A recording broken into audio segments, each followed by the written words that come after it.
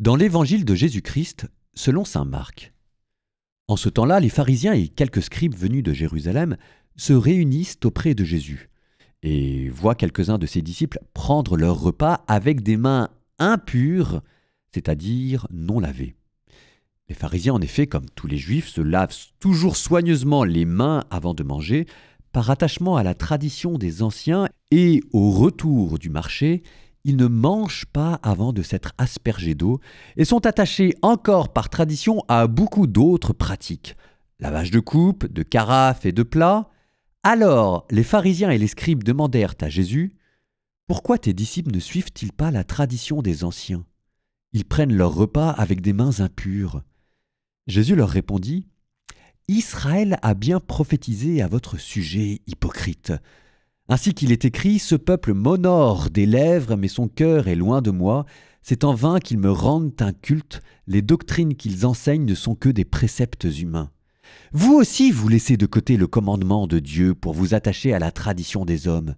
Il leur disait encore : vous rejetez bel et bien le commandement de Dieu pour établir votre tradition. En effet, Moïse a dit : honore ton père et ta mère. Et encore, celui qui maudit son père ou sa mère sera mis à mort, mais vous, vous dites : supposons qu'un homme déclare à son père ou à sa mère : les ressources qui m'auraient permis de t'aider sont korban, c'est-à-dire dons réservés à Dieu. Alors vous ne l'autorisez plus à faire quoi que ce soit pour son père ou sa mère. Vous annulez ainsi la parole de Dieu par la tradition que vous transmettez. Et vous faites beaucoup de choses du même genre.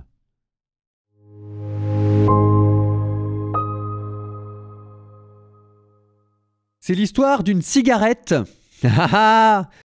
C'était une de mes premières prédications. Et alors, je peux vous dire que je m'étais donné. J'avais donné le meilleur de moi-même. J'avais mis mes tripes, si jamais je puis dire. Et j'étais stressé, mais vraiment stressé avant de la dire. J'étais stressé pendant que je la disais. Et j'étais stressé après l'avoir dit en me disant : mince, qu'est-ce que vont penser les gens ? Parce que je m'étais donné.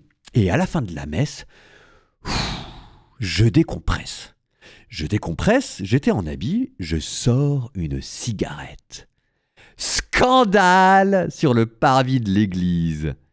Eh bien, vous voyez, ça me fait exactement penser à l'évangile. Parfois, on est choqué de toutes petites choses qui, à vrai dire, ne sont même pas des péchés. Parce que fumer une cigarette, j'ai pas dit que c'était intelligent, c'est bête, mais c'est pas un péché. Code de droit canonique, mince, c'est quand ça manque de modération que ça devient péché. Alors maintenant, c'est vrai que ça manque très vite de modération quand on fume des cigarettes. Dès qu'il y a le moindre soupçon d'addiction, là, vous êtes du côté du péché. Bon, donc c'est pas intelligent, c'est bête, mais une cigarette en soi n'est pas de l'ordre du péché. Mais voilà que le prédicateur, au sortir de la messe pour décompresser, avait sorti une cigarette scandale.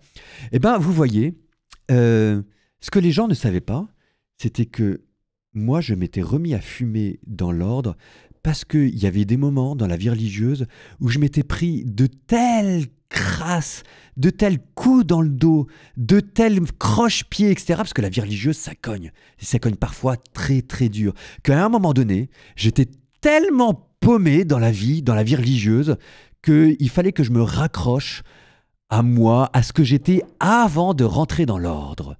Et avant de rentrer dans l'ordre, j'avais des cheveux plus ou moins longs et je fumais de temps en temps et je m'étais remis à fumer parce que c'était une manière de retrouver qui j'étais, de retrouver mon identité. Je n'ai pas dit que c'était intelligent, mais il y a un moment donné dans la vie religieuse, j'étais tellement paumé que c'était ça ou partir.